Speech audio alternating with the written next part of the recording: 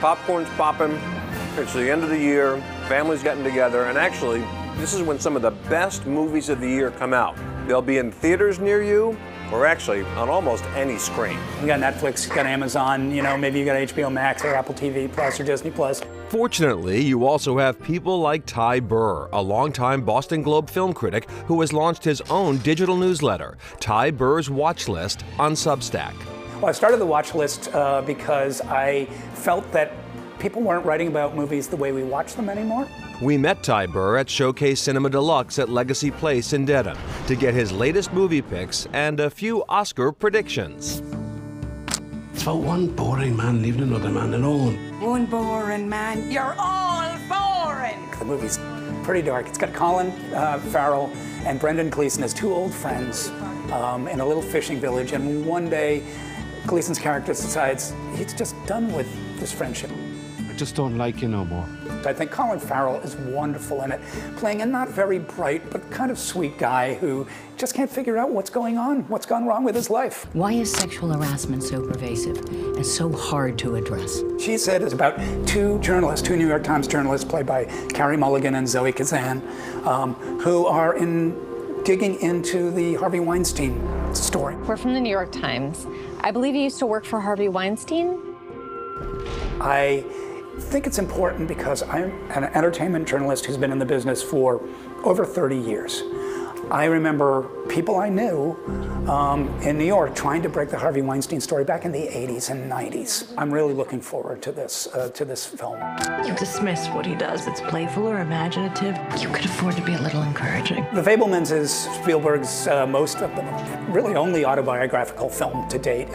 It is about a family in the 1960s in Southern California named the Fabelmans, not the Spielbergs, where the young son falls in love with movies. I don't know what to do anymore. You do what your heart says you have to. It's lovely. It is heartfelt. I just want for everyone to party forever. If you know anything about 1920s Hollywood, there was drugs, there was sex, there was murder, there was lots of stuff going on that would make a very good movie. When I first moved to LA, signs on all the doors said, no actors or dogs allowed. They were not all prim and proper. They were crazier than we were.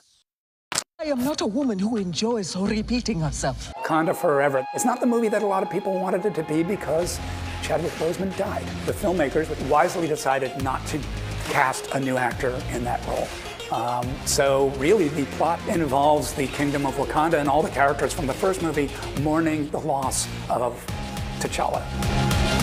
You called the Will Smith nomination last year. Any predictions for this year? Danielle Deadwyler, I think, will be nominated for The Mother and Till. Top Gun Maverick will probably be nominated for Best Picture.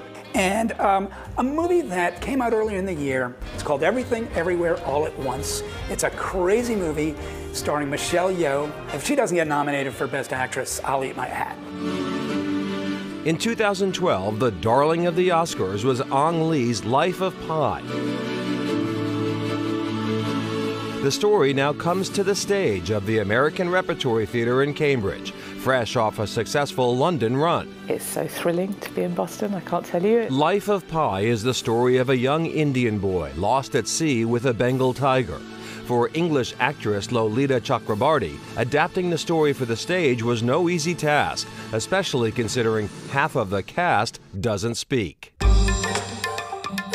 Writing the animals was one of the big challenges. How do we represent animals on stage? The answer was puppets. Each takes multiple performers working together. I know emotionally what needs to be achieved.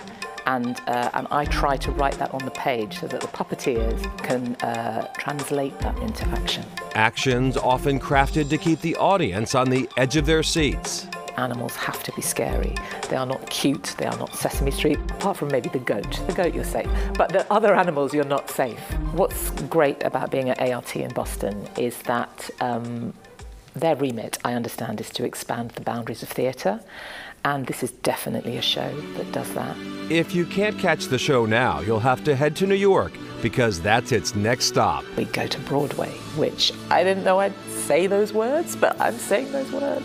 Not bad for an actress who only started writing as a hobby. I was just doing my bit, but if I had expectations, it completely surpasses them. Wow, and a lot of films are still going directly to streaming platforms or crossing over after short theater runs. Right, and Ty Burr says, look, if you're going to have home experiences with movies, try to make it a theater experience, turn down the lights, put the phones away, honor the work that the actors did. I know not everybody does that, but that's his recommendation. As for Life of Pi, it's not for everyone. There's a couple of moments that are a little bit difficult, so not recommended for children under 10. All right, there you go.